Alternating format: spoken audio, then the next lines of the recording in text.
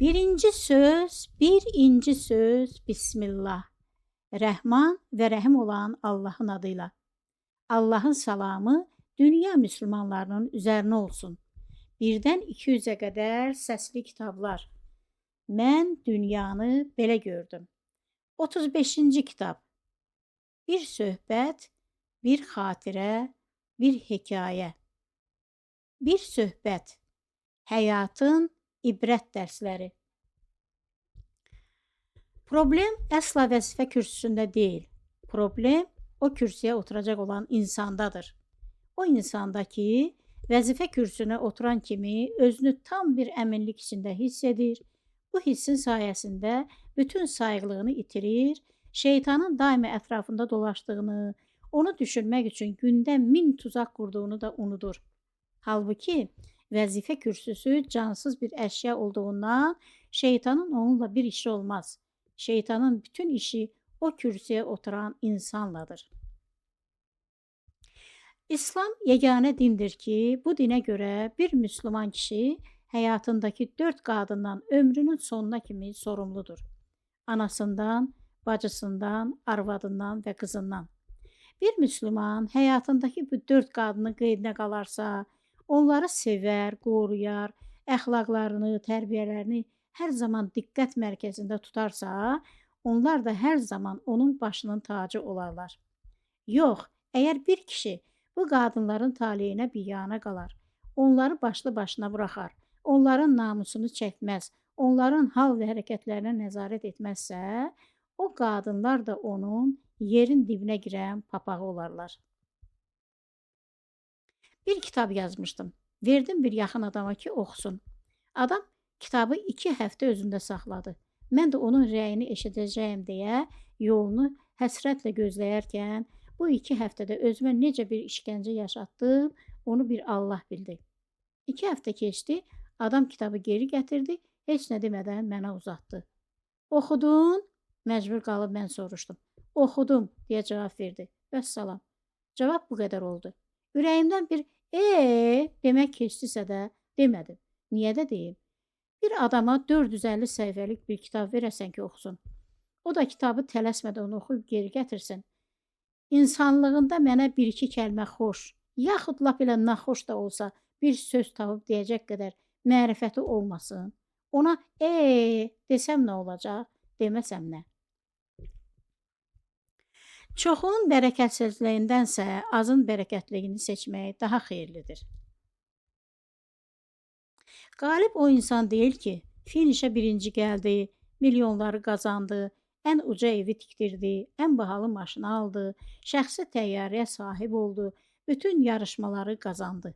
Yox, qalib o deyil. Qalib o insandır ki, sağlığında da ən paxıl insanın belə onun haqqında pis bir söz deməyə dil gəlməsin. Elədiyi xeyir əməllərə görə hələ bu dünyada da şəhəninə rəhmətlər oxunsun. Gözü könlü tox olduğuna şahidlər tapılsın. Topladığı savablarla Allahın rizasını qazana bilsin. Çoxları bu dünyanı əliboş tərk edərkən, o bu dünyanı da əliboş tərk etməsin. Gedərkən yanına o savabları, o duaları da alaraq getsin. Əsl qalib insan budur. Allah bizə də bu cür qalib insan olmağı nəsib eləsin inşallah. Ağıllının ağlı olsa, əlinə bir qələm, bir də dəftər alar, hər kəsin dəli dediyi adamın yanına düşüb gedər, onun ağzından çıxanları yazar. Əgər ağıllı bir gün belə eləyərsə, onun yazdıqları dünyanın ən doğru sözü, ən çılbaq həqiqətləri olacaq. Çünki bir dəli qorxunun, yaltaqlığın, satqınlığın nə olduğunu bilmədiyi üçün hər zaman sözün düzünü deyər. Bir kasıb olduğu üçün istəsə də varlı kimi yaşaya bilməz. Ancaq bir varlı istəsə, kasıb kimi yaşaya bilər ki, bu da onu eyni anda 2 günahdan qurtarar. Birincisi, o öz var dövləti ilə ətrafdakı kasıb xalqı qıcıqlandırmaz. İkincisi də hər şeyə lazımınca qənaət etməsi onu israfçılıq kimi böyük bir günahdan da qurtarmış olar. Gəlin etiraf edək ki, bu gün də aramızda körpə uşaq kimi ölümdən qorxanlar var. Onlar bunun bir göstərici olduğunu bəlkə də heç bilmirlər. Halbuki bu çox ciddi bir göstəricidir. Hər kim ölümdən qorxursa, demək ki, onda ya iman yoxdur, ya da varsa da zəifdir. İman insanı oğulluğunlaşdırır. Əsl qorxulacaq şeyin ölüm deyil, bizi yaradan Allahın qəzəbi olduğuna gözümüzü və könlümüzü açır. Üzünə iman qapısı açılan bir insan da artıq ölüm kimi hər kəsin başına gələcək bir vaqiədən deyil, Allahın qəzəbindən qorxmalı olduğunu anlayır və artıq bu yeni ölçülərlə həyatına davam edir. Və bir gün gəlir ki, iman sahibi ölüm nədir ki? Əsl qorxmalı olacağımız şey Allahın qəzəbidir. Onun qarşısında verəcəyimiz imtahandır deyə bilir. Əsl iman da budur ki, o imanda bir insanın nədən və kimdən qorxmalı olduğunu hər kəsə dəqiq göstərəcəkdir. Rəsulullahımız sallallahu əleyhi və səlləm buyurmuşdur ki, İslamın bütün hökmlərini qüsursuz yerinə yetirən ən mömin insanın da hər zaman qorxması gərəkən bir düşməni var. O da onun öz dilidir. Əgər ən mömin insan da dilinə sahib çıxa bilməzsə, nə dediyinə diqqət eləməzsə, onun dilindən çıxan bir günah söz, bir yalan, bir haqsız kəlmə onun bir ömür boyu yerinə yetirdiyi ibadətlərin hamısını boşa çıxartmış olar, onun bir ömürlük zəhmətini zayi edər. Hər kəs, ən əsas da cəmiyyətə örnək olmalı olan hər mömin insan dilindən çıxan sözlərə diqqət eləməlidir. İnsan unutmamalıdır ki, ətrafında nə qədər çox düşməni olursa olsun, onlardan ən təhlükəlisi onun öz dilidir. Ərkin çatan bir müsəlmana deyirsən ki, gəl bildiklərimi sənə də deyim, xəbərin olsun. Bu həm də mənim iman borcumdur. Deyir ki, lazım deyil, demə, mən heç nə bilmədiyim üçün daha rahat yaşayıram. Soruşursan ki, bəs qorxmursan ki, axirət günü cəzan ağır olar? Deyir, rəhmətliyin oğlu, o vaxtda kim ölə, kim qala. Bir xalq olaraq evlərimizdən ya gülə-gülə, ya da ağlaya-ağlaya qurtulmalıyıq. Pislər olmasa, yaxşıların qədrini, qiymətini hardan bilərik? Son səfərimdə Bakı küçələrində hicablar da dəyirdi gözümə. Kimin niyyəti düzdürsə, ədəblə qapanmış, geyim keçimində həddi aşmamışdır. Belələri yanından keçərkən mənə hörmətlə salam verirlər. Bəlli ki, onlar Quran oxuyurlar. Allahın hökmü, Rəsullahımızın sallallahu əleyhi və səlləm sünnəti kimi mömin insanların bir-biri ilə mütləq salamlaşmalı olduqlarını da bilirlər. Allah onlardan razı olsun. Bakı küçələrində elələrinə də rast gəldim ki, xarici görünüşləri ilə ancaq günahlarını artırmaqdadırlar. Yəqin anlamırlar ki, əyinlərinə dartdıqları dar rituzla, başlarındakı hündür əmmamə gülünc bir məsxiqətdən başqa bir şey deyil. Dindən imandan xəbəri olmadığı üçün onlar özlərinin bu hərəkətləri ilə hara süründüklərinin də fərqində deyirlər. Üstəlik görünür niyyətləri də təmiz deyil ki, belələri mənim kimi ağbirçək bir iman sahibinin yanından həm də gözümün içinə baxa-baxa salamsız, kəlamsız keçirlər. Mənsə bu durumda da buna da şükür deyirəm. Allah onları islah eləsin. Necə olsa eyni xalqın övladlarıyıq. Ey insanlar! Ey ömür dediyimiz zamanı ibadət yerinə keyf damaqda keçirdən, məscidləri boş qoyub, içkili musiqili yerlərdən çıxmayan, əməli salih övladlar yetişdirmək yerinə günahlarınızı davam etdirərək bir nəsil yetişdirən, bununla da günah üstündən günaha batan, halal ruzu dərdi çəkməkdənsə haram içində çabalayan yolunu azmışlar. Qiyamət günü çox da uzaqda deyil. O gün mütləq gələcək. Sırat körpüsündə üz-üzə gəldiyimiz zaman yaxamdan yapışmayasınız ha, niyə bizə demədin deyə. Allah şahidim olsun ki, mən hər zaman deyirdim. İndi də deyirəm, ömrüm varkən də deyəcəyim. Siz eşitmirsiniz, sizə anlada bilmirəm, sizi oyada bilmirəm. Elə möhkəm dirənirsiniz ki, mənim sizi o bataqlıqdan çəkib çıxartmağa gücüm çatmır. Bu durumda da artıq məndən deyil, özünüzdən küsün. Allah sizi islah eləsin.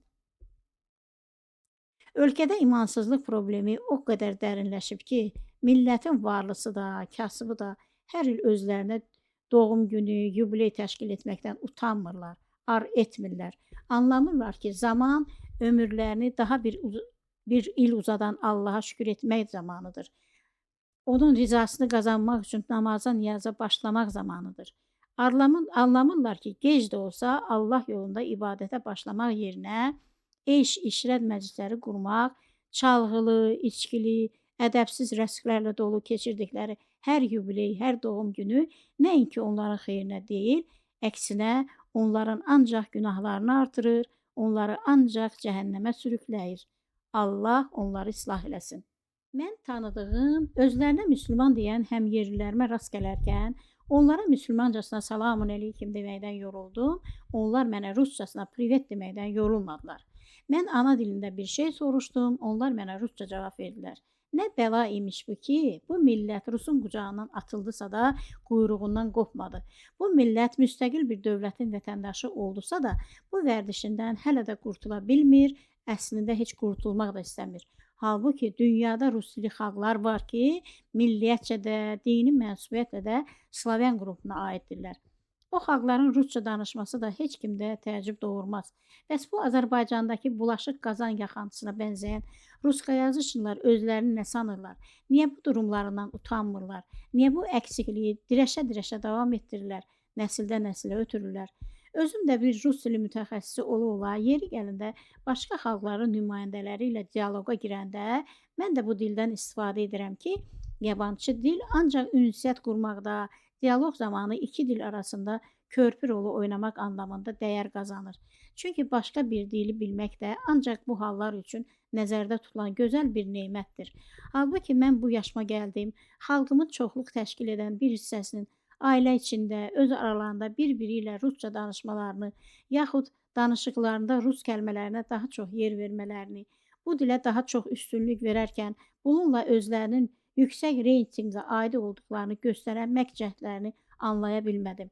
Mən hətta rus dili ilə uzaqdan yaxından əlaqəsi olmayan, bu dilin qrammatikasından xəbəri belə olmayan bir sürü insan gördüm ki, çoxluğa uymaq niyyəti ilə ana dilini bir kənara qoyaraq, dilləri dolaşa-dolaşa, sınıq-salxaq da olsa rusca danışmağa çalışırlar, bundan utanmırlar. Mən vətən övladlarımın bu mənasız çabalarını bir ömür boyu gördümsə də, anlaya bilmədim ki, bilmədim. Bu vərdişin ən utanc verici tərəfi də odur ki, ruslar bu əməlimizə görə bizə yuxarıdan aşağı baxır, bizi özlərinin başsız qalmış yetimləri hesab edirlər. Bəlkə millətimin bundan xəbəri yoxdur. Ancaq vətəndən kənarda mən rusların dilindən çıxan belə tənələri çox eşitdim. Mən sevdiklərimə Allahdan qorxun. Bu cür yaşayışınızı görən Allah hesab günü sizə nə deyər deyirəm. Sevdiklərim də mənə səndən ibrət götürsək, sənin kimi yaşamağa başlasaq, bəs millət bizə nə deyər deyirlər. Allah onları islah eləsin. Allaha yaxınlaşmağın içində dünyada Allahın sevmədiyi şeylərdən uzaqlaşmaq da var imiş ki, bunların arasında imandan gen qaçan bacı-qardaşlar da olacaqmış. Allah onları islah eləsin. Ey insanlar, hesab günü mütləq gələcək. Siz başınızı nə ilə qatırsınız, qatın, o gün mütləq gələcək. Bizi məhşərə toplayacaq. Haqqımız nədirsə, onu da verəcək. Allah bizi islah eləsin. Eyni milləti bir-birindən ayıran iki sahil, imansızlıq və Allaha iman. Mən vətənə gedib gəldiyim son 10 ildə bu sahillərin bir-birində daha da uzaqlaşdığını gördüm.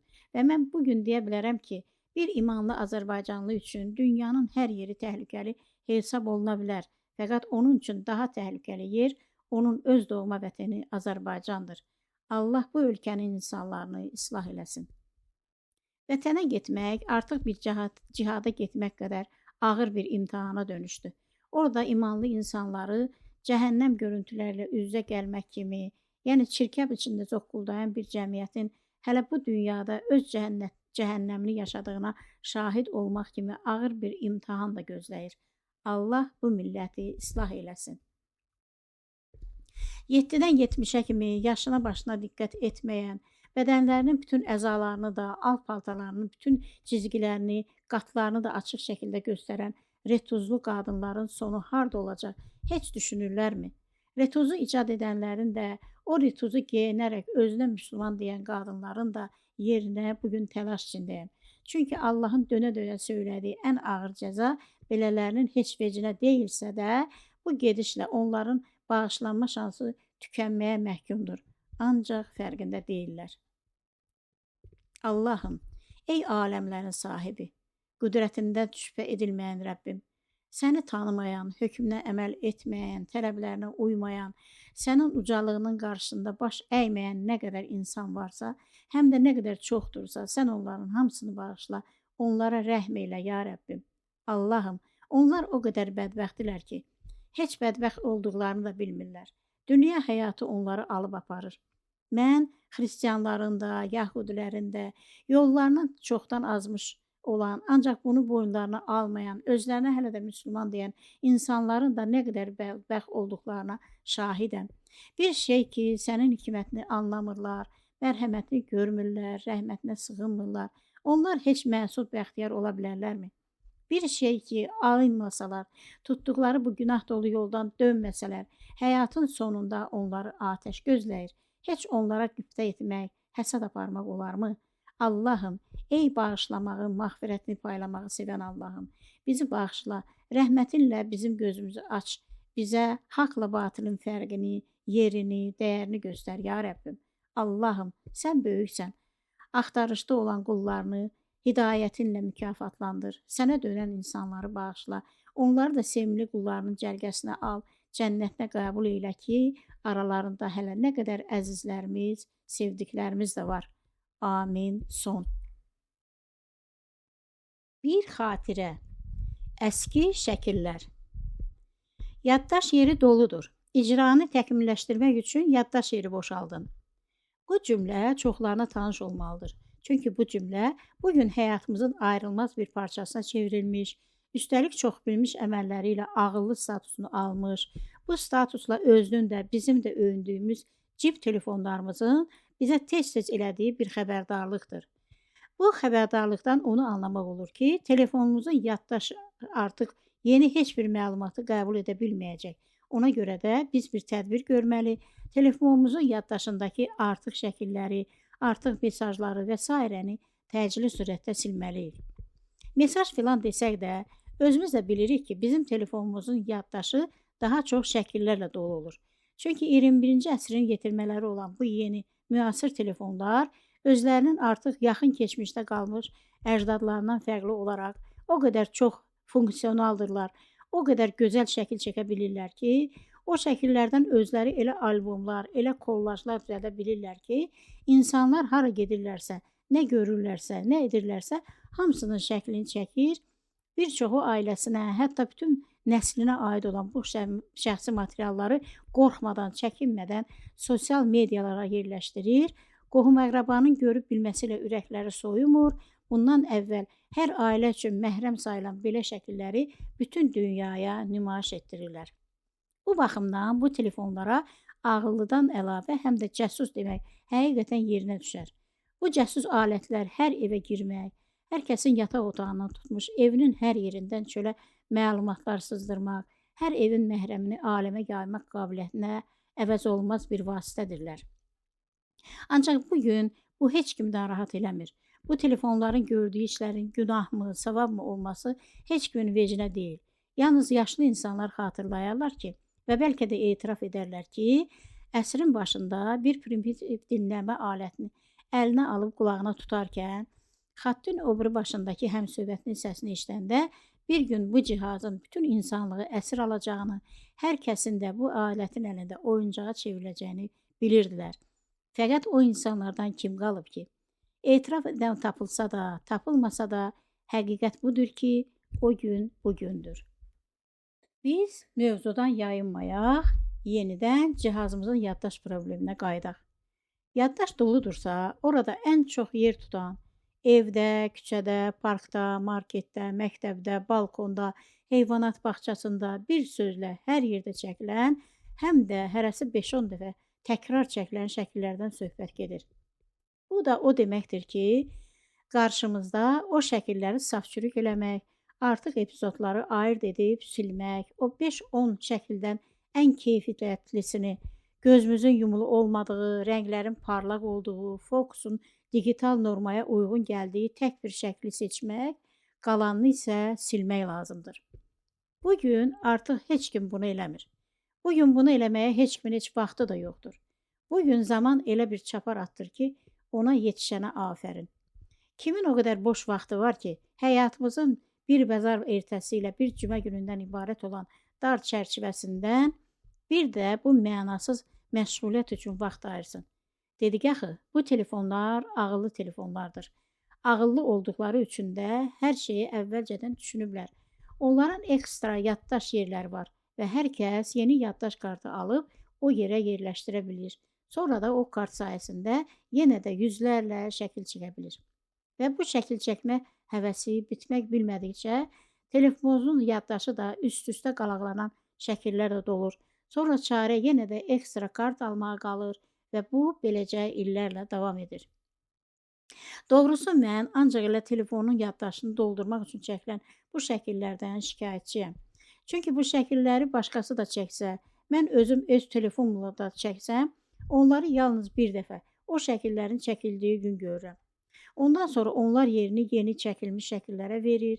Hər gün çəkilən şəkillər əvvəlkiləri unutturur, qalağın altında qoyaraq yerini də itirir. Bir gün mən xatırladığım hansısa bir şəkli tapmaq istəyəndə bunun üçün saatlarla öz telefonumun yaddaşında eşələnmək zorunda qalır, vaxt olur ki, heç o şəkli tapa da bilmirəm. Elə isə o şəklin orada olub-olmamasının nə əhəmiyyəti var? Əgər mən hər istədiyimdə o şəkillərə baxa bilməyəcəyimsə, əgər onları sadəcə ötəri izləməkdən ötürü də mənə bir neçə saat vaxt lazım olacaqsa, əvvəla o boş vaxtı mən hardan alacağım? İkincisi də belə qaçamaq baxış mənə nə verəcək? Mənim də ömrüm artıq bir bazar ertəsindən bir cümaya qədər olan bir çərçivədən, həm də yaşanması hər gün biraz da azalan bir çərçivədən ibarətdirsə, mən o şəkilləri neyləyim? O şəkillər mənim nə işimə yarayar? Etiraf edim ki, mən daha çox əski şəkillərə üstünlük verirəm. Onların qərar tutduğu albomları vərəqləməyi sevirəm. Əski şəkillər görünüşləri etibarilə daha çox ağqara da olsalar, keyfiyyət baxımından daha az bal ala bilsələr də, onlar hər zaman mənim yanımdadır. Hər ürəyim istəyəndə mən o albomları açıb keçmişləri yada salıram. O şəkillərin harda, hansı şəraitdə çəkdirdiyini xatırlamağa çalışıram. Axı hər şəkil bir xatirədir. Bəzən bir günün, bəzən uzun sürən bir hadisənin xatirəsidir əski şəkillər. Son model telefonlarda sayı hesabı bilinməyən şəkillər barədə yalnız bu parkda, bu marketin önündə, bu evdə kimi standart şərhlər verərkən, əski şəkillərin hər biri barədə bir kitab dolusu şərh vermək, konkret bir hadisənin xatirəsini danışmaq mümkündür. Fərq bu qədər böyük və əhəmiyyətlidir. Fikir verəndə görürəm ki, övladlarımın da, nəvələrimin də marağını çəkən, dünəndə, sırağı gündə çəkilən, göz qamaşdıran şəkillər deyil. Mənim özümlə hər ünvana daşıdığım, uşaqlığımızdan, gəncliyimizdən, ömrümüzün ən əlamətdar günlərindən yadigar qalan, o günlərdən bir şeylər danışan, sözlü, söhbətli, əski şəkillərdir. O şəkillərin heç birinin təkrarı yoxdur, hamısı təkdir. Bəlkə elə buna görə də bugün artıq onlara qiymət biçilə bilməz. Rəhmətli yoldaşımla doğum evinin önündə çəkdirdiyimiz, yoldaşımın qucağında tutduğu ilk oğlumuzun yorğançaya bükülü halı ilə ilk dəfə övlad sahibi olmanın sevincini yaşadığımız, üzümüzdən xoşbəxtlik yağan o şəklin heç qiyməti olarmı? Və yaxud əlimə diplom aldığım gün tələbə yoldaşlarımla universitetin önündə çəkdirdiyimiz şəkil, onun dəyəri nə olar bugün? Bulvarda ailecə çəkdirdiyimiz oğlanlarımızla ürəyimizin dağa döndüyü o şəkil neçə edər bugün? Atamın, anamın sağ olduğu, özlərinin də gənc olduqları, 7 övladı da başlarına toplayaraq ailəvi bir şəkil çəkdiklərinin əvəzi olarmı heç? Və buna bənzər çox qiymətli məqamları özündə əks etdirən, hərəsinin də tək olduğu, təkrarsız olduğu bilinən əski şəkillər. Bəlkə də gənc nəsil belə düşünmür. Ancaq evlərində bu cür əski şəkilləri olan insanların hamısı bilir ki, o təkrarı olmayan, keyfiyyətsiz kağızların üzərində çap edilmiş o əski şəkillərin qiyməti yoxdur bugün. Mən əminəm, dərindən düşünəndə yeni nəsil də sözsüz qəbul edər ki, keyfiyyəti çox aşağı olmasına rəğmən mənəvi dəyəri öz dəyərindən qat-qat qiymətli olan bu şəkilləri qoruyub saxlamaq hər birimizin boynunun borcudur artıq. Çünki bu şəkillər özlərində təkcə bizimlə əlaqəli xatirələri deyil, həm də o xatirələrlə yanaşı bizim yaşadığımız o dönəmlərin tarixini də yaşadırlar. Ən azı həftədə bir dəfə nəvələrim mənim kitab rəfimi təftiş eləməyə gəlirlər. O əski şəkillərin saxlandığı 12 albomu bir-bir ortaya gətirirlər. Bundan sonra evimdə bir xüsusi canlanma yaşanır. Böyük nəvəmin atasının yeniyetmə şəklində özünü görərkən bu bənzərliyə mat qalanda da, qız nəvəm mənə heç bənzəməyən gənc, gözəl qadının mən olduğumu öyrənərkən yaşadığı şokda da, əski model maşınların, televizorların, radioların şəklini gördüklərinə məni tutduqları sual yarışında da bir keçmişlə bir gələcəyin görüşü yaşanır sanki. Onları bir-birinə bağlayan bir bağ varsa, o da mən oluram. Nəvələrim məndən hər şəklin xatirəsini soruşurlar. Çünki artıq bilirlər ki, əski şəkillərdən hər birinin pərdə arxasında o gün məhz şəkil çəkdirmək üçün xüsusi hazırlıq görüb evdən çıxmanın, şəhərin mərkəzi yerlərindən birində, yaxud bulvardakı açıq havada şəkil çəkdirmənin özəl bir səbəbi mütləq vardır.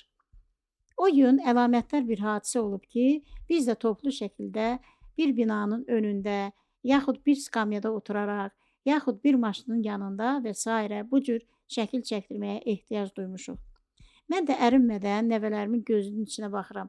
Diqqətlə qulaq asdıqları bu qiymətli zamanı lazımınca dəyərləndirməyə çalışıram. Nəvələrimə onlarla nisbətdə qərilənər qədər uzaq görünən, mənə isə dünən olmuş kimi gələn keçmişlərdən, o şəkillərin çəkilməsi üçün bir səbəb olmuş o xatirələrimi danışıram. Mən əminəm ki, bir gün mən dünyada olmayanda nəvələrimdən hansı birisə bu söhbətləri eyni ilə yeni nəsillərə danışacaq. Əski şəkillərlə görüşümüzdən belə çıxır ki, hər zaman mənim kitab rəfim bəzəyi yaraşı olmuş bu şəkil albomları da əsla albom deyilmiş, şəkilli kitablar imiş. Çünki onlar da eynən kitablar kimi uzun-uzadı xatirələrlə, maraqlı hadisələrlə, olub bitmiş olaylarla doludurlar. Bu albomdakı şəkillər də həmin o hadisələr üçün, o hadisələrdən geri qalan maraqlı xatirələr üçün sadəcə açar sözlərdir ki, onların sayəsində hər xatirənin qapısı açılır, bizi də o xatirələr aləminə içəri alır. Son. Bir hekayə. Anita'nın qaçqın kampı. Belçikanın ən böyük, ən məşhur alma bağlarının sahiblərindən biri olan Thomas Peters təqaüdə çıxmaq üçün Belçikalılar arasında çox erkən hesab edilən yaşının 70-də yaxın çevrəsinə işdən uzaqlaşmaq istədiyini elan elədi. Əslində uzun ömürlü xalqlar siyasının başlarında yer alan bu ölkədə 70 yaş yeni qərarlar almaq üçün, həyatlarında hər cür cəsarətli dəyişikliklərə getmək üçün ən gözəl bir yaş həddi hesab edilirdi. Buna görə də bu xəbəri təəccüblə qarşılayan dostlarını inandırmaq üçün Thomas əvvəlcə geniş bir çevrəni başına toplayaraq özünün yubileyini qeyd elədi, ailəsinə və dostlarına yorulduğunu, qalan ömrünü dünyanı gəzməyə sərf eləmək istədiyini bildirdi. Halbuki bu ölkənin insanları üçün bu yaş dövrü nə işin, nə də həyatın sonu sayıla bilməzdi. Əksinə 70 yaş bu mentalitetdə bir insanın ömründə təqaüdə çıxmaqdan başqa hər cür seçim üçün uyğun gələn bir yaş həddi hesab edilirdi. Buna baxmayaraq Thomas Peters özü üçün fərqli bir yol seçdi. Təqaüdə çıxmağında, ömrünün qalanını səyahətlərdə keçirməyə də bir növ yeni bir başlanğıc olduğunu söyləyərək fermer dostlarını nigarçılıqdan qutara bildi. Bir gün də vaxtı gəldi ki, o varisi olan iki qız arasında mal bölgüsündə də həyata keçirdərək özünü hər cür cavabdehlikdən azad elədi. Bu işlər baş verəndə Anita'nın 36, böyük bacısı Nadine isə 40 yaşı var idi. Atalarının mal bölgüsü aparmasını nə vaxtdır həsrətlə gözləyən qızlar həmin gün illərdən bəri dəfələrcə xəyallarından keçirdikləri arzularına qovuşaraq nəhayət bir gün öz seçimlərini elədilər. Thomas Petersin qəsdən qarışmadığı mal bölgüsündə Nadine seçimi Nadine'ə görə, Anita'nın seçimi də Anita'ya görə oldu. Nadine Anita'dan fərqli olaraq Belçikada dadına, yüksək keyfiyyətinə görə bir nömrəli Alman evi kimi şöhrət tapmış, bu ailənin də dədə-babadan qalma gəliri ilə biznesi olan Yonaholt Alman övünü yetişdirən bağları seçmişdi ki, bu da onun zəhmətkeşliyi ilə, fermer təsərrüfatını yönəltmək sahəsində böyük təcrübəyə sahib olması ilə, işə yanaşım baxımından daha ciddi xarakterə sahib olması ilə əlaqəli idi. Bu qərar hər mənada böyük bacının vermiş olduğu ən doğru qərar olmuşdu. Ona görə də atası bu seçimdən razı qalmışdı. Thomas mal mülküsündə seçimi qızlarına buraxmışdısa da, ürəyində bir nigarançılıq da var idi. Qızlar nəfslərinə uyub doğru seçim eləməsəydilər, ailə biznesinin son nəticəsi də bərbad ola bilərdi. Nə yaxşı ki, o gün qızlardan hər biri özlərinin doğru seçimlərini elədilər. Beləcə Nadine Belçikanın Limburg bölgəsinə yayılmış. Onlarla alma bağlarına, Anita isə özünün də yaşadığı kiçik qəsəbədə yerləşən, üst qatı uşaqlığının keçirdiyi ata evi, alt qatı isə uzun illər atasının gəncliyində işlətdiyi, yaşlı vaxtlarında da axşamlar tez-tez ziyarət elədiyi, dost-tanışla zaman keçirtdiyi Bəy Thomas adlı gecə barına sahib çıxmışdı. Bu iki qatlı geniş bina da çox qədim bir tikili idi. Onun da tarixinin uzaq keçmişi var idi. 2 qatdan ibarət olan binanın üst qatı 6 geniş otaqdan ibarət olub, bar sahibin ailecə burada rahat yaşamasını nəzərdə tutan bir yaşam alanından alt qatda 20 dənə bar masası olmaqla daha 30 nəfərlik kiçik atışdırma masalarından ibarət olan geniş bir bar idi. Gözlərini açandan bəri qızlar bir ailə barının Ata Petersin adını daşıdığını görmüşlər. Balaca şəhərin mədəni istirahət yerlərinin içində Bəy Thomas barında özünə məxsus yeri, şöhrəti, ağır çəkisi var idi. Anita bu barı boş yerə seçməmişdi. O biraz da özünün keyf əhli olması səbəbilə, üstəlik heç zəhmət çəkməklə arası olmadığı üçün özünə uyğun gələn bu seçimi eləmişdi. Bara sahib oldusa da Anita barın adını heç dəyişmədi. Müştəriləri itirib sonra hər şeyi yenidən başlamaq üçün barın adını olduğu kimi saxladı. Bu da Anitaya uzun illərdir boş vaxtlarını burada keçirdən bir sürü müştərisi olub da yaxşı gəlir gətirən hazır bir bara sahib olmaq kimi bir üstünlük vermişdi. Zaten burada Anita'nı tanımayan yox idi. O da axşamlarını bu barda pivə bakallarının əl-əl gəzdiyi axşam toplantılarında keçirdən bir qadın idi. Atadan qalma bara sahib çıxmaq görünür Anita'nın çoxdankı arzusuymuş. Elə o vaxtdan da Anita ata-babasından qalma, atası Thomas Petersin də son günlərə kimi işlətdiyi bara sahib çıxdı. Həyatını bir barmen kimi sürdürməyə başladı. Peterslər ailəsinin mal və mülkündə nəsil dəyişmə prosesi elə zamanı tuş gəlmişdi ki, o illər Avropada demokratiya adlı bir cərəyan yeni baş qaldırmağa başlayırdı. Əvvəldən də dünyanın çox yerindən fərqli həyat tərzi sürdürən Avropa cəmiyyətlərində hər mənada olduqca sərbəst, yəni nəzarətsiz, kontrolsuz bir həyat yaşamağı təbliğ edən demokratiya kimi yeni bir sistem Anita kimi 36 yaşına çatmasına baxmayaraq hələ də ailə qurmamış, üstəlik belə bir niyyətə yaxın gəlməyi heç düşünməyən bir qadın üçün göydən düşmə bir şey oldu. Anita da daxil olmaqla bayaqdan da min bir bəhanə ilə evlənməyi, insan həyatının dəyişməz nömrəsi kimi qəbul etməkdən boyun qaçırdan, ailə qurmaqdan atəşdən qaçar kimi qaçan bir cəmiyyət yeni cərəyanın gətirdiyi birgə yaşam qanununu Simon Vaughan az qala alqışlarla qarşıladı. Bununla da bundan əvvəl insan cəmiyyətinin əksəriyyətinin ən əxlaqsız hərəkət hesab edilən, İslamda da zina kimi qəbul edən insanların nigah kəstirmədən bir evdə yaşaması kimi günah dolu bir yaşam tərzi Avropa insanların həyatında bugünə kimi var olan dövlət evlilik aktı kimi rəsmi bir qanunu qəddarcasına ayaqlayıb keçdi, onu dövlət arxivlərinin ən uzaq bir küncünə ataraq qısa zaman içində insanlara unutturdu. Bundan belə iki yetişkin insan, istər kişi olsun, ikisi də qadın olsun, fərq eləmirdi. Bir ünvanda yaşamağa başladıkları andan ailə sayılmasa da, ailəni dağıdaraq onun yerinə qonmuş, özünün rəzil halı ilə güya ki ailə rolunu oynayan bir təcrübəsi ilə kütlələr arasında sürətlə yayılmağa başlayırdı. İstər bir gün, istər bir ay, istər bir il ya da daha çox olsun, kim kiminlə istərsə bir araya gəlir, birlikdə yaşamağa başlayır və bu iyrənc durumun adı da ailə deyil, birgə yaşam adlanırdı. Bu məsələdə başlıca şərt iki insanın eyni ünvanda qeydiyyatda olması idi ki, ikisindən birinin ünvandan çıxması ilə bu qanun da öz hökmünü itirirdi. İnsan haqlarına kobudcasına edilmiş müdaxilə heç bununla bitmirdi. Bir evdə yaşayan insanlara da ər yaxud arvad demək aradan qaldırdı, onun yerinə ikisinə də partnyor demək qəbul edildi. Onlardan birinin digərindən bezdiyi, bu səbəblə çıxıb getdiyi an bircə yaşayış da bircə yaşayış olmaqdan çıxırdı. Bu qədər eybəcər, heyvani bir yaşam tərzini tənzimləyən, müəyyən məsələlərin bir nəzakət çərçivəsində həll olunmasını təmin edən heç bir qurum, heç bir cəza, öhdəçilik, məsuliyyət də yox idi. Nəzərdə də tutulmurdu. Gedən birinin yerinə yeni bir gələ bilirdi və hər şey eyni cür təkrarlanırdı. Yeni gələn partnyor istədiyi zamanda çıxıb gedə bilirdi.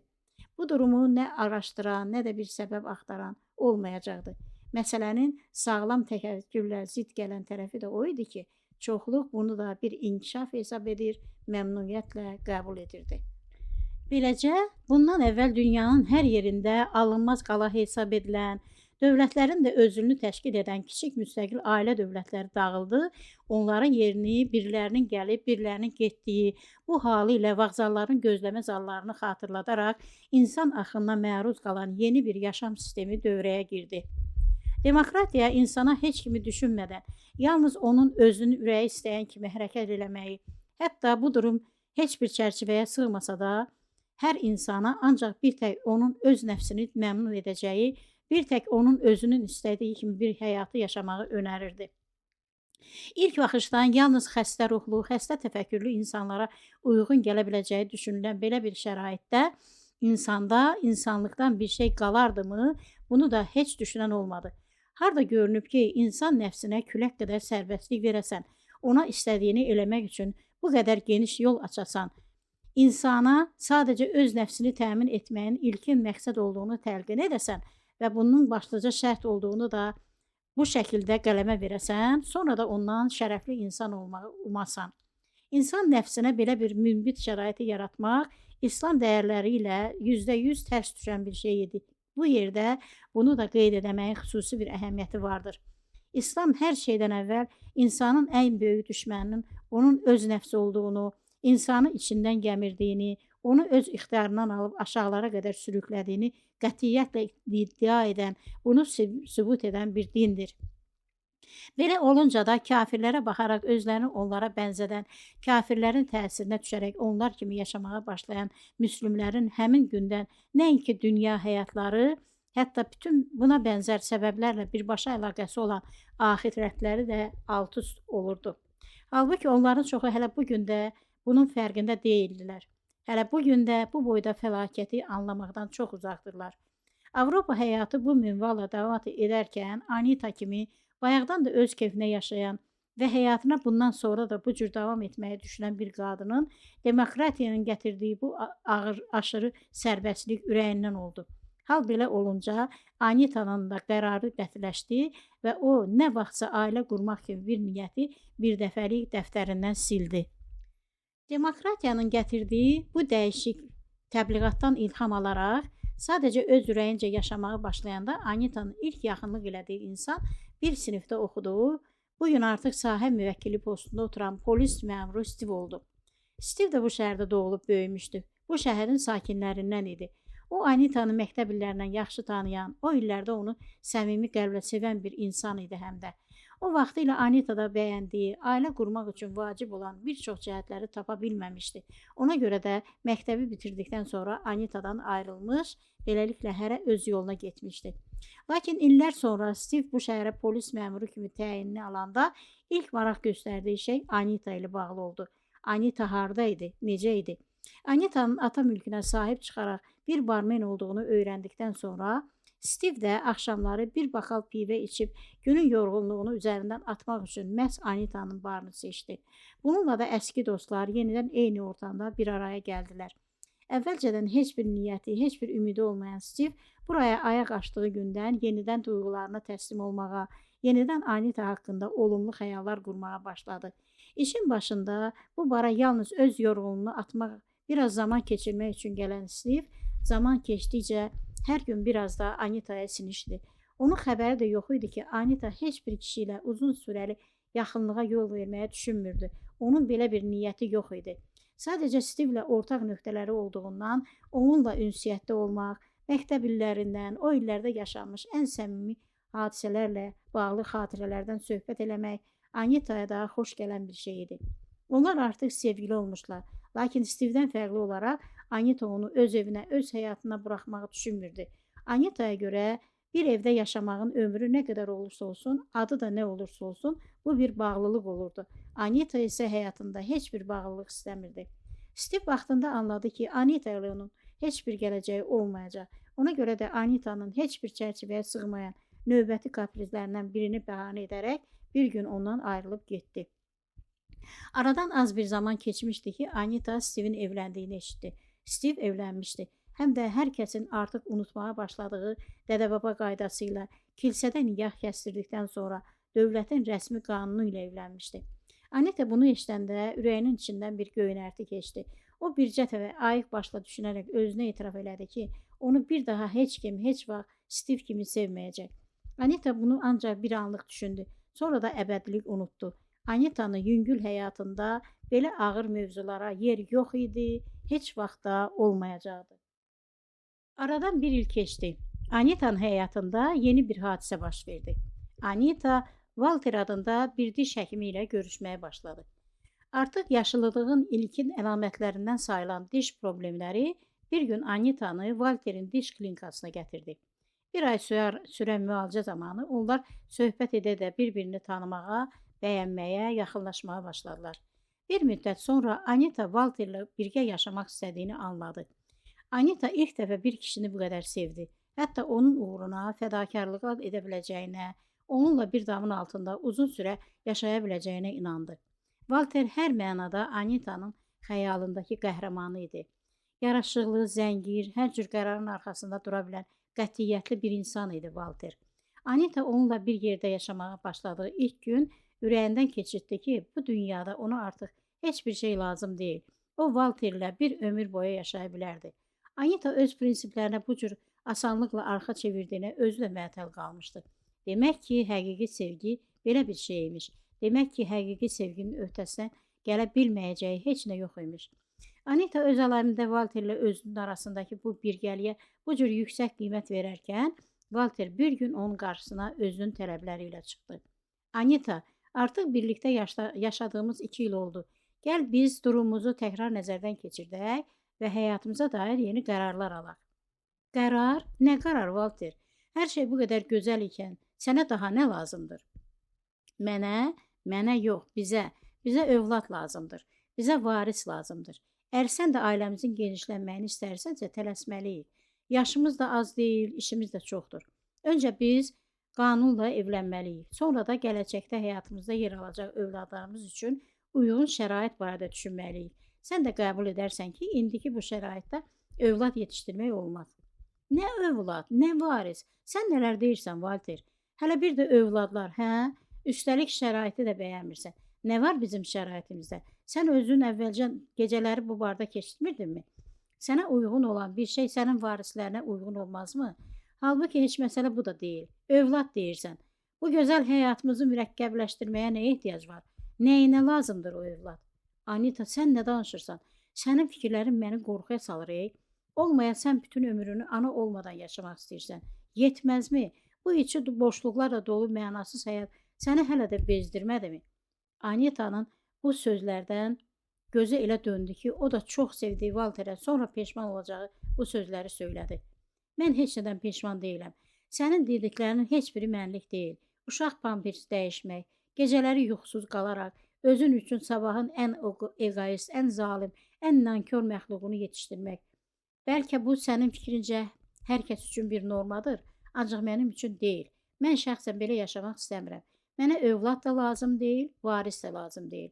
Mənim bugünkü həyatım məni hər mənada qane edir. Əgər əvvəldən də yanıma bu niyyətlə gəlmisənsə, heç boşuna vaxt itirmə. Öz yoluna get, sonra gec olar. Xəbərin olsun ki, mənim övlad sahibi olmağa nə vaxtım, nə həvəsim, nə də səbrim var. Bu dünyada ancaq özü üçün yaşayanlar da var. Mən də onlardanam. Anita'nın dediyi son sözlər bu birgəliyin son nöqtəsini qoydu. Walter Anita'nı tərk edib getdi.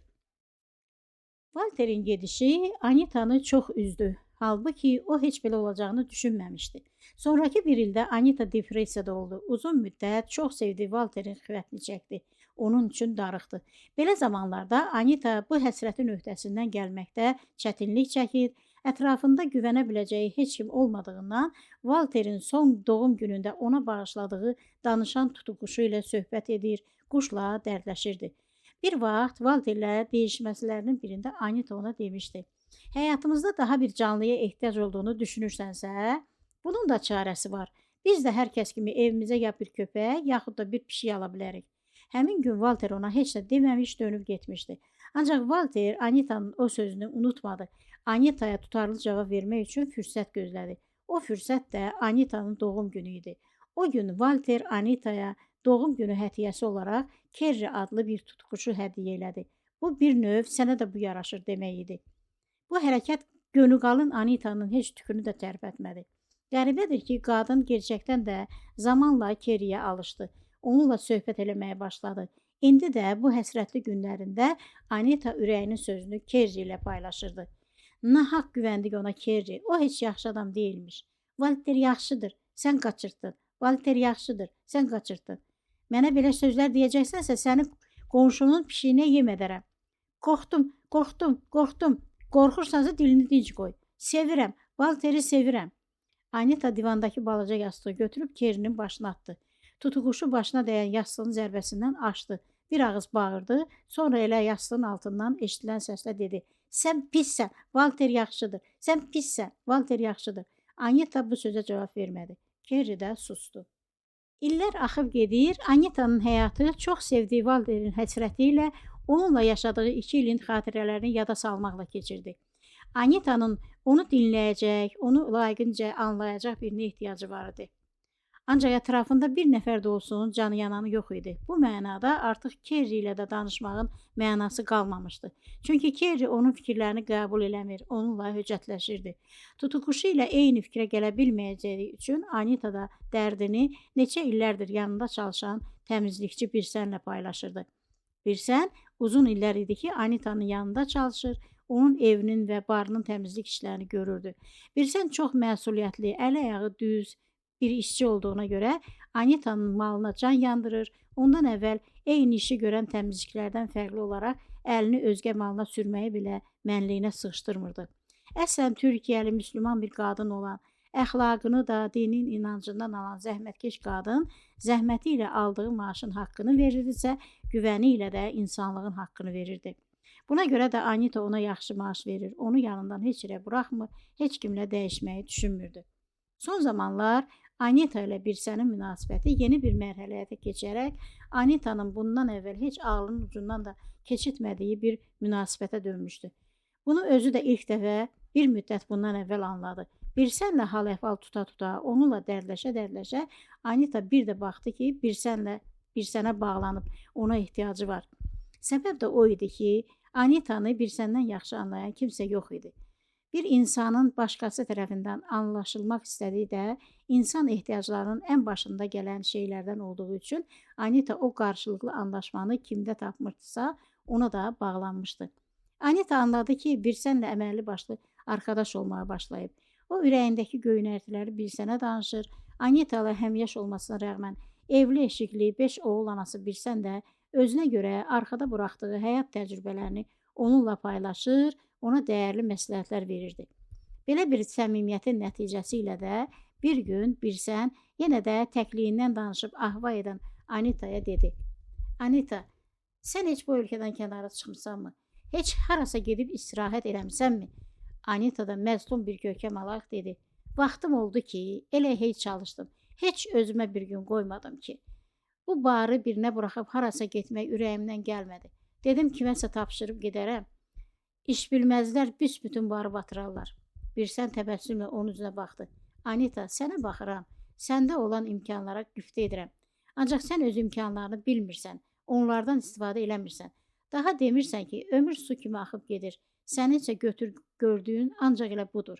Özün öz həyatına elə bir düyün vurmusan ki, bu bağı biraz boşaltsan, 10 gün gedib hardasa dincəlsən, pis olar, dünya dağlar. Olsa biraz az gəlir götürəcəksən də. Bir də ki, güya sənin pula ehtiyacın var. Hər şeyi də pulla ölçmə, özünə də qiymət ver. Get bir yerdə 5-10 gün dincəl, ruhun təzələnsin. Belə olmaz axı, bu nə zülümdür özünə verirsən. Anita dərindən bir ah çəkərək dedi. Hara gedin Birsən? Mən ki, heç yeri tanımıram. Siz türklərin barı öz vətəninizə tətil köyləriniz var. Hər il gedib ürəyinizin yükünü boşaldıb gəlirsiniz. Mən hara gedim? Haram var, kimin var? Birsən sanki bu sözü fürsət bildi, dedi. Lap elə bizə gedək. İstəsən rahat olarsan deyə sənə ayrıca ev də tuta bilərik. Bizim köyümüz turistik bir yerdir. Dünyanın hər yerindən millət ora istirahətə gəlir. Hər küçədə onlarla kirəlik evlər var. Hamısı da yüksək komfortlu. Evimizlə dənizin arası heç 50 metrə də deyil. Günümüz dəniz sahilində keçir. Gedək bizimlə. Bax, yay gəlir. Biz də getməyə hazırlaşırıq. Bu barı özünə dərd eləmə. Onu dostlarından birinə tapşırarsan, o həll edər. Gəl bizimlə gedək. Sənə elə yerləri göstərərəm ki, sən ömründə belə gözəl yerlər görməmisən. Türkiyə çox bərəkətli, çox gözəl ölkədir. Orada bolluq var, ucuzluq var.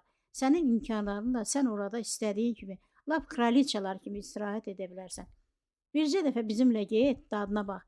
And içirəm ki, sən bundan sonra hər növbəti yay tətili üçün özünə yeni planlar quracaqsan. Birsənin dedikləri Anitanın ağlına batdı. Yay mövsümü yeni başlamışdı ki, Anita Birsənin məsləhəti ilə barı da, Kerrini də Birsənin qayını oğlu Ərdala əmanət edib, ilk dəfə Birsənin ailəsi ilə birlikdə Türkiyəyə istirahətə getdi.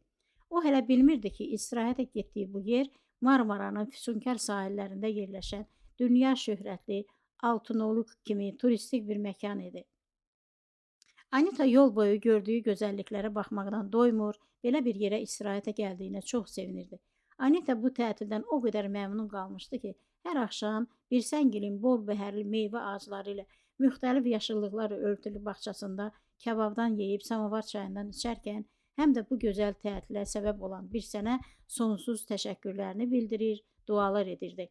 Anita özünü Birsənə borclu hiss edirdi. Çünki Birsənin sayəsində ilk dəfə baş tutmuş bu tətil onun ürəyinin yükünü qaldırmış, onu yeni həvəs, yeni ümid vermişdi. Anita istirahətindən o qədər məmnun idi ki, təəssüratlarından danışırkən dili ağzına sığmırdı. Hər axşam Birsənə və onun başına toplaşmış qohum əqrabasına iltifat edirdi. Nəhayət bir gün bu iltifatlar sayəsində Anita, necə deyərlər, dilinin bəlasına düşdü. Məlum oldu ki, Birsənin böyük dayısının oğlu Adəm nə zamandır Avropaya yerləşməyin xəyalını qurur, ancaq bunun üçün bir yol tapa bilmirmiş. İndi fürsət varkən 45 yaşlı Adəm Anitadan yardım istəyir, Belçikaya getməyin, oraya yerləşməyin bir yolu varmı deyə soruşurdu. Anita heç nə düşünmədən belə bir niyyətin ən doğru yolunun Belçikalı bir qadınla evlənmək olduğunu söylədi və ancaq bu sözlər ağzından çıxandan sonra anladı ki, dediyi bu sözlərlə öz yaxasını Adəmin əlinə vermiş oldu. Adəm təbii ki, belə bir fürsəti əldən buraxmadı. O hər gün səhərdən axşama kimi Anitaya dil tökdü, yalvardı, pul təklif elədi və günün birində Anitanın razılığını almağı bacardı. Adəmi bir Belçikalı eləmək üçün Anita onu özü ilə Belçikaya gətirməli, onunla burada evlənməli idi. Bu heç də asan məsələ olmayacaqdı. Çünki arada onların bir evdə yaşamalı olacaqları 3 illik bir məcburiyyət də var idi.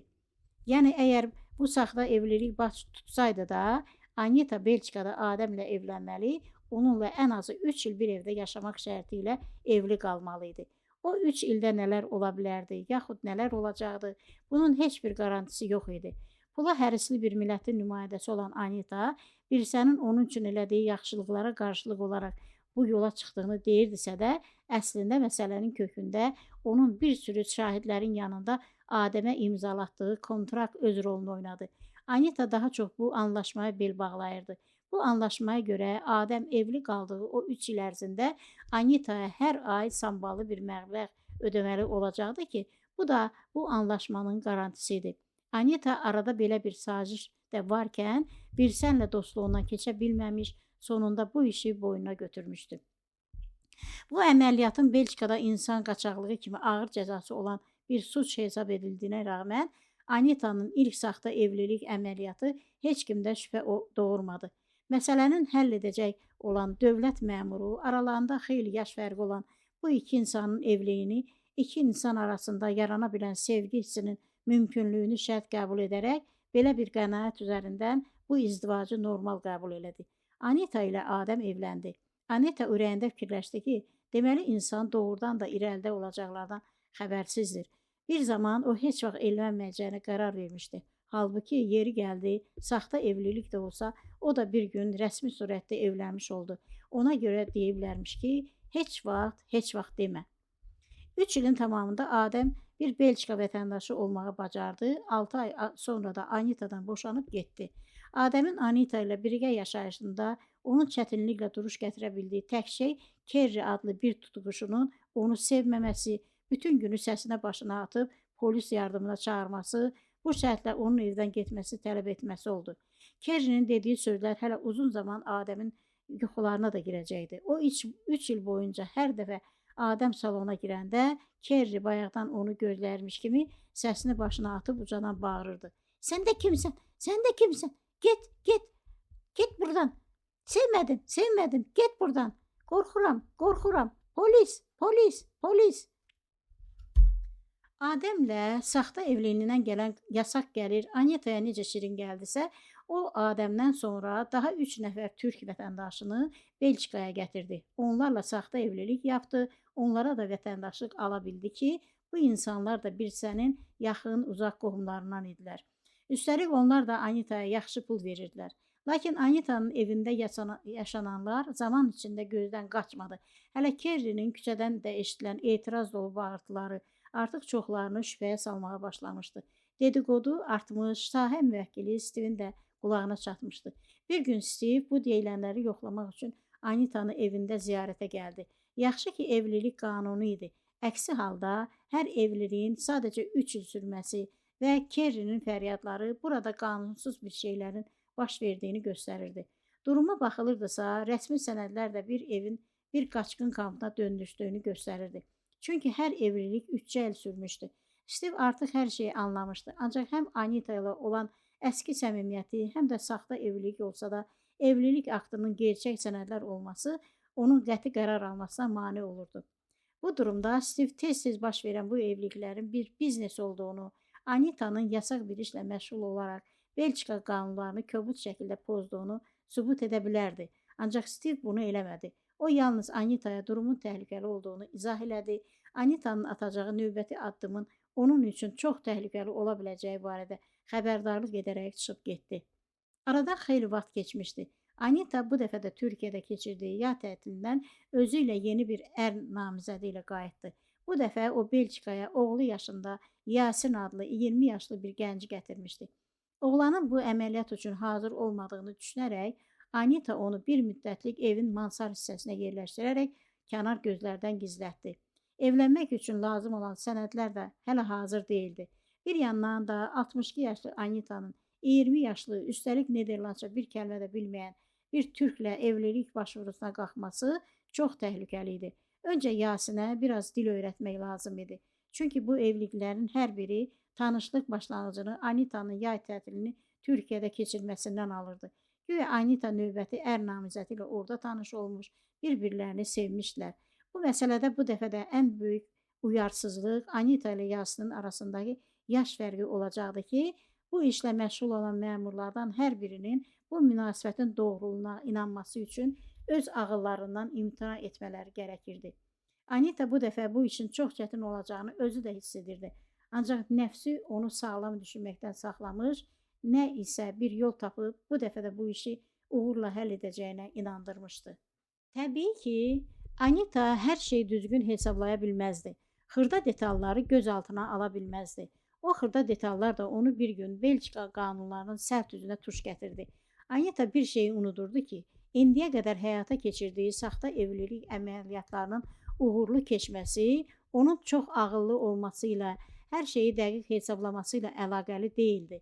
Bu yerə qədər bu işin uğurlu keçməsinə səbəb əslində sadəcə Anita'nın günahlarının artması üçün, alacağı cəzanın bir ömrə bədəl olması üçün ilahi bir qüvvə tərəfindən doğru düzgün hesablanması ilə əlaqəli idi. Hər qanunsuz, hər yasaq, hər qaçaq işin bir cəzası olmalı idi. Halbuki hər uğurlu keçən yasaq iş bir öncəki cəzanın üzərinə yüklənməklə o cəzanı daha da ağırlaşdırırdı. Dini imanı olmayan Anita'nın bundan xəbəri yox idi. Və bir gün gəldi ki, Anita iş başında yaxalandı.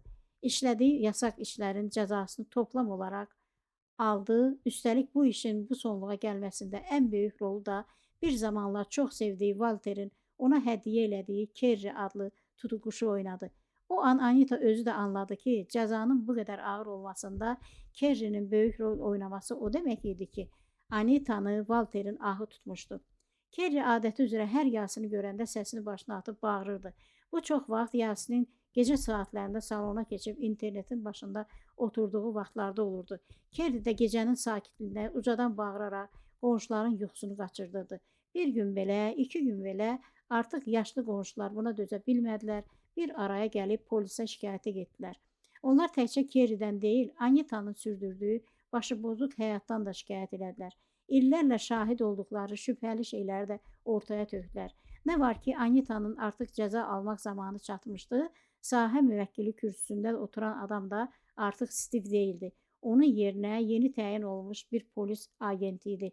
Anitanın başı öz macəralarına o qədər qarışmışdı ki, Stivin bu şəhərdən getdiyindən də xəbəri olmamışdı. O gün bir dəstə polis Anitanın evinə kontrola gəldi. Kerri də səsini başına ataraq öz həyatından sistem eləməyə başladı. Kerri tez-tez evin mansar hissəsində yad adam olduğunu da təkrarlayırdı. Polis, polis, imdad, imdad, yuxarıda adam var, yuxarıda adam var. Getsin, getsin, qorxuram, polis, polis. Polislər quşun bu fəryadına gülməklə reaksiya verdilər. Ancaq sərraf gözlü polis rəisi Robi damaltını yoxlatmağı da unutmadı. Beləcə o gün Yasin yaxalandı. Onun bir illegal olduğu aşkarlandı. Yasini götürüb apardılar. Bir müddət sonra Anitanı məhkəməyə çağırdılar. Onu öz evində illərlə bir qaçqın kampı təşkil etməkdə günahlandırdılar. Özünün qanunsuz işlərində Belçikanın insanpərvər qanunlarından sui-istifadə elədiyini əsas gətirdilər. İşlədiyi günahları bir-bir üzərinə söylədilər və sonunda Anitanın yaşını nəzərə alaraq fiziki cəza yerinə ona maddi cəza kəsməklə məsələni həll elədilər. Anitanın törədiyi cinayət əslində dövlətə qarşı edilmiş bir cinayət idi. Lakin bu yerdə də Belçikanın humanist qanunları dövrəyə girdi. Bu zamanda samballı bir mal varlığına sahib olan bu yaşlı qadına ömürlük olmaq şərti ilə dövlətə böyük həcmli bir təzminat ödəməyi uyğun gördülər və bu hökmü bu şəkildə qərara bağladılar. Anitanın işlədiyi günah böyük idi. Daha gənc olsaydı, o daha ağır cəza da ala bilərdi. Lakin Belçikanın humanist qanunları sayəsində hakim onun yaşını nəzərə aldı, onun cəzasını elə nəfsinin səbəb olduğu pul cəzası ilə əvəz elədi. Anita bundan sonra ömrünün sonuna kimi dövlətə borc ödəyəcəkdi. Onun bütün gəlirləri hesaba alınmış, blok edilmişdi. O hesabdan sadəcə yaşam ehtiyacını ödəyə bilən cüzi məbləği çıxmaqla milyonçu Thomas Petersin qızı Anita Peters kimi zəngin bir ailənin qızının barı və evi də daxil olmağı, onun bütün mal varlığı müsadirə edilmiş, bütün bank hesablarına da dövlət əl qoymuşdu. Aradan 2 il keçmişdi. Məhkəmənin çıxartdığı sərt qərardan sonra Anita həm evsiz eşiksiz qalmış, həm də pulsuz qalmışdı. Dövlət onun durumuna etinazlıq göstərmiş, real vəziyyətin nə qədər acınacaqlı olduğunu nəzərə almadan onu sadəcə sosial evlərinə aid gözləmə sırasında qeydə alıb unutmuşdu. Anitaya sıra nə zaman çatacaqdı, nə zaman onun da bir evi olacaqdı, bilən yox idi. 68 yaşlı Anita 2 il idi ki, uzun illər tanıdığı, onun sevincli və kədərli günlərinin şahidi olmuş, çox şeyləri birlikdə paylaşdıkları bir sənin öz evindən ayırıb onun üçün hazırlatdığı balaca otaqda qalırdı. O artıq bir təqaüdçü idi və sadəcə aldığı təqaüdə yaşamaq məcburiyyətində qalmışdı. Ona görə günlərin bir günü bu durumundan vicdan azabı çəkdiyini, yaşadığı otaq üçün kira haqqı vermək istədiyini söyləyəndə Birsən onu qınamışdı. İllərlə birlikdə çalışdıqlarını, onun verdiyi əmək haqqı ilə ailəsini ayağa qaldırdığını yada salıb onu məzəmmət eləmişdi. Bir gün Birsənin bu səmimiyyəti Anitanı ağlatdı da. Halbuki doğma bacısı Nadin onun başına gələnləri ilk eşitdiyində hələ biraz tərəddüd elədi, yaxına gəlmədi, hadisələrin sonunu gözlədi. Nadin bacısını ziyarətə gələndə ona dilucu yardımını təklif edəndə artıq hər şey olub bitmişdi. Ancaq Anita öz millətinə yaxşı bələd olduğu üçün bilirdi ki, bu millətdə bir-birinə əl tutmaq, yanına çıxıb sığınacaq vermək kimi şeylər yox idi. Ataları Thomas dünyasını çox erkən dəyişəndən sonra iki bacı arasında bağ biraz da zəifləmişdi. Anita'nın başına bu işlər gələndə Nadin də ona yardım eləmək istədiyini dilucu deyəndə Anita onun soyuluğunu hiss eləmiş, təklifindən boyun qaçırtmışdı. Anita doğma bacısına boyun əyməkdənsə Birsən kimi bir müslüman qadına sığınmışdı. Bunu seçmişdi. Başına gələnlərdən sonra Anita da anladı ki, bacısı da olsa bugün artıq ona Nadin kimi milyonçuların cərgəsində yer yoxdur. Bugün onun söhbət arkadaşı, dərd yoldaşı ancaq Birsən və Birsən kimlər ola bilərdi ki, fərqli dinlərə mənsub olsalar da son zamanlar onlar ikisi özəl alanda daha gözəl anlaşırlar. Fərqli dinlərin nümayəndələri olan bu iki qadının arasında münasibətdə qəribə bir bağlılıq əmələ gəlmişdi. Onların münasibətlərində səmimiyyət artdıqca arxasınca mərhəməti artdıqca da arxasınca səmimiyyəti gətirirdi. Bir sənə onun ailəsinə, evinə girib çıxan qohum qardaşına baxdıqca Anita hər gün dəyişirdi. Onun dünyaya baxışları dəyişirdi. İnsan həyatındakı dəyərlərə münasibəti dəyişirdi. İnancı dəyişirdi. Bunu o özü də hiss edirdi. Böyük bir müsəlman ailəsi ilə iç-içə yaşayırkən, onlarla qaynayıb qarışırkən Anita onların gözü könlü tox bir toplum olduğuna şahid olur.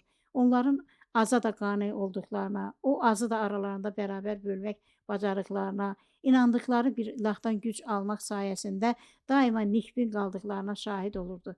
Anita onların istiqanlıqlarını görür, bir-birinə bağlı qalma qabiliyyətlərinə həsəd aparırdı. Bu ailələrin hər biri bir-birinə çarə olmağa bacarırdılar. Əqraba bağları onları bir arada tutur, bir-birindən ayrılmağa, qırılıb getməyə qoymurdu. Bu çox böyük bir güc idi. Bu güc hər yerdə onlara istiqamət verir, hər işlərində onları bir bütün olmağa yönəldirdi. Onlar bütün bunların müsəlman olmaqdan, yəni İslamdan gəldiyini deyirdilər. Anita bunlara şahid olduqca onun mənəvi dünyasında hər kəsdən gizlin İslam adlı bir dinin qüdrətli heykəli ucaldıqca ucalırdı. Öz millətini ta əzəldən ilan kimi soyuq, qurd kimi rəhimsiz görüb tanıyan Anita artıq bir müddət idi gecələri yerinə girirdisə də uzun zaman yata bilmirdi. Son zamanlar qəribə fikirlər onun beynini məşğul edirdi. Əgər bu qədər düzgünlük, bu qədər mehr-məhəbbət İslamdan gəlirsə, əcəba mən də İslamı qəbul edəsəmmi? Görəsən mən də bu yaşımdan sonra İslamı bu şəkildə yaşaya bilərəmmi? Ürəyimi bu insanlara açsam, görəsən məni də İslam'a qəbul edərlərmi? Öz aralarına alarlarmı? Və bu fikirlərin heç biri onun beynini boş yerə məşğul eləmirdi. 71 yaşlı Anita'nın xəbəri də yox idi ki, İslamın ən böyük neməti olan hidayət, başlanğıcın dağlardan alan, daş bulaqların süzgəcindən keçərək təmizlənən, nəticədə göz yaşı kimi durulan, özünə də yeni bir məcra taparaq oraya damcılamağa başlayan dağ çayı kimi artıq bu yaşlı qadının qəlbinə yol almışdı.